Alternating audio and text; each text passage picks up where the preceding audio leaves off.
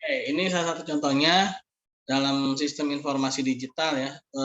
Ini ada contoh langsung dari fintech, financial technology ya yang sedang berkembang sekarang, yaitu terletak pada sistem rembukan atau sirkah ya, sirkah dan apa jadi bersama-sama baik itu yang sosial maupun yang komersil ya.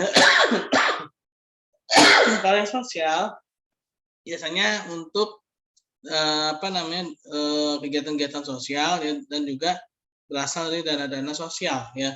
Nah contohnya ini ACP, Aksi Cepat Pendidikan, ini adalah, salah satu punya teman saya dulu ya. Jadi dia salah satu pendirinya walaupun tidak sendiri ya.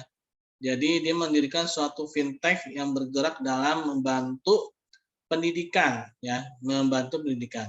Yang mana, dia sama-sama mendonasikan sejumlah uang ya, mendonasikan sejumlah dana, nanti terkumpul, nah nanti para, mustahik dia akan daftar ya. Nah ini untuk berdonasi ya, jadi kita bisa tahu di sini ya total donasi terkumpul berapa, mau berbagi apa gitu kan. Nah, donasi umum ya, nah ini salah satu contoh, dari fintech ya. Jadi nah ini ada, program ajak tetangga makan ya, nah gerakan kebaikan.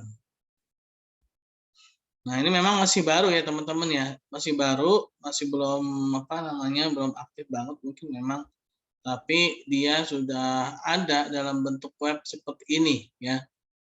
Nah, jadi tidak jauh seperti ini lah ya, jadi ada home-nya ya, galang dana berapa nih nanti bareng-bareng, bisa ditanya nanti nyambung ke WhatsApp ya, dan kita bisa membuat akun ya, akun untuk apa, baik itu untuk si donatur maupun yang didonasikan ya. Nah, ini salah satu contohnya ya, namanya ACP, Aksi Cepat Pendidikan.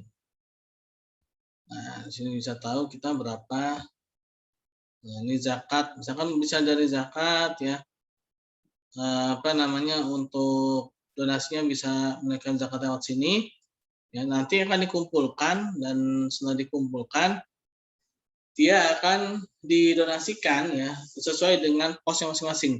Mungkin kalau zakat ya dia akan lebih kepada ke-8 asnaf ya, tapi kalau infak biasa ya mungkin itu bisa berbagai macam kegiatan-kegiatan yang bisa dilakukan.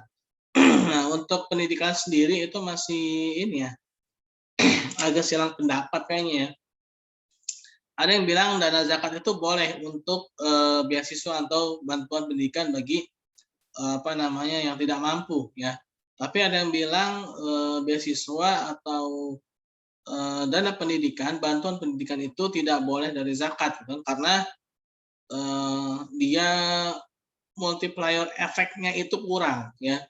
Yang lebih cepat itu memang multiplier efeknya itu memang berupa, apa namanya, makanan ya, zakat berupa makanan pokok, itu memang cepat. Kenapa? Karena ketika diberikan makanan, yaitu dia langsung membentuk permintaan ya, membentuk permintaan, terhadap si supplier ya, terhadap si supplier, dan supplier juga dia akan membentuk permintaan lagi dan akhirnya, akan terus berlanjut sampai, dapat meningkatkan demand ya, demand itu meningkat secara agregat ya. Nah, itu akan merangsang munculnya adanya supplier-supplier baru sehingga, harga akan menjadi lebih murah gitu kan. Sebenarnya tujuan dari zakat seperti itu gitu ya, untuk menurunkan harga ya. Nah, memang secara jangka pendek zakat itu bisa menaikkan harga. Tapi kalau zakat itu secara rutinitas, secara jangka panjang dan kita istiqomah, itu bisa menurunkan harga. Karena begitu harga itu naik karena adanya demand yang meningkat, nah nanti akan merangsang supplier-supplier baru, nah, untuk membuka apa namanya, penjualan yang sama. Dan nanti ketika banyak supplier dia akan apa, melakukan efisiensi, inovasi ya, untuk menekan biaya. Nah, di situ nanti akan ada penurunan harga ya dari zakat itu ya. Jadi disitulah ya apa, salah satu fungsi zakat. Nah, ini salah satunya ACP yaitu, salah satu fintech syariah punya teman saya ya, Aksi Cepat Pendidikan. dia mencoba membuat suatu aplikasi ya, yang mana dia sudah membuat ya, jadi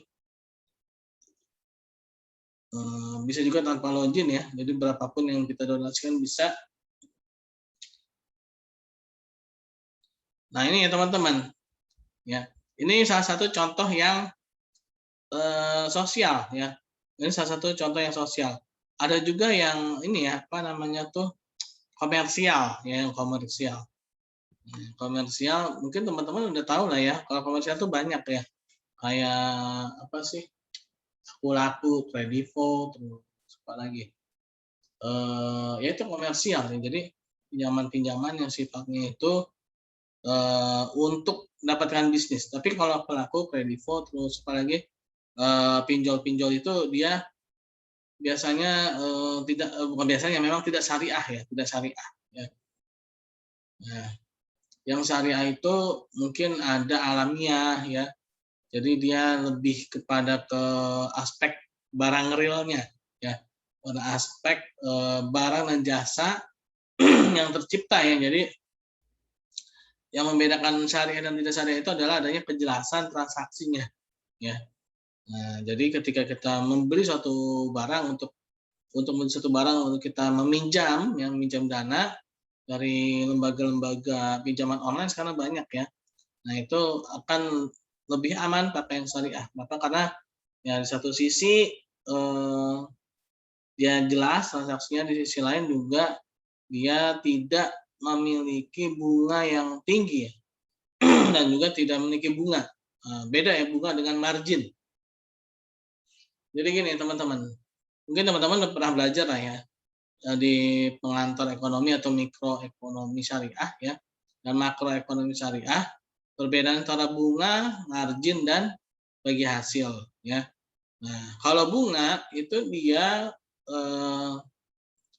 adanya ketidakjelasan, selain ada penambahan manfaat ya, penambahan manfaat pada apa namanya, pada pinjaman kita ya, tapi tanpa adanya imbal balik hasil yang seimbang dari bunga tersebut gitu. Misalkan kita memberikan 10.000 pada orang lain, tapi kita sebenarnya nggak dapat apa-apa dari 10.000 dari orang tersebut kan. Nah, itu bunga ya. Tapi kalau margin, misalkan kita beli barang, ya kita beli barang.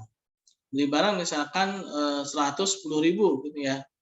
Nah, barang itu sebenarnya harganya 100.000, tapi si penjual mengambil keuntungan 10.000 dari kita.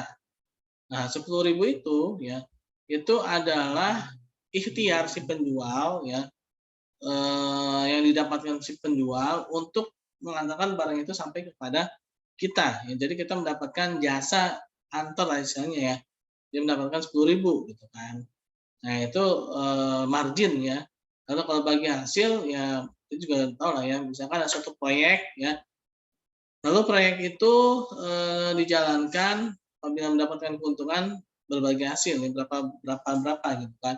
Nah, itu yang komersial ya, nggak jauh dari itulah teman-teman ya. Secara sistem ya itu ya nggak akan jauh beda dengan yang konvensional gitu ya. Tapi dia lebih kepada akad-akadnya ya syariah itu. Ya, jadi seperti itu ya teman-teman ya.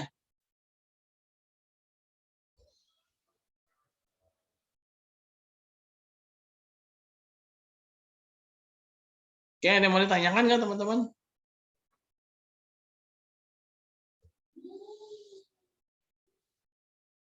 Ada yang mau ditanyakan? Coba saya mau lihat yang alamiah. Agak lama nih. Ada, Pak.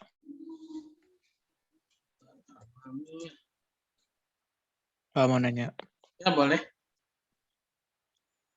Ini yang tentang UTS kemarin sih, Pak. Yang apa? 4 cara yang buat untuk membuat 4 itu ya, teman-teman.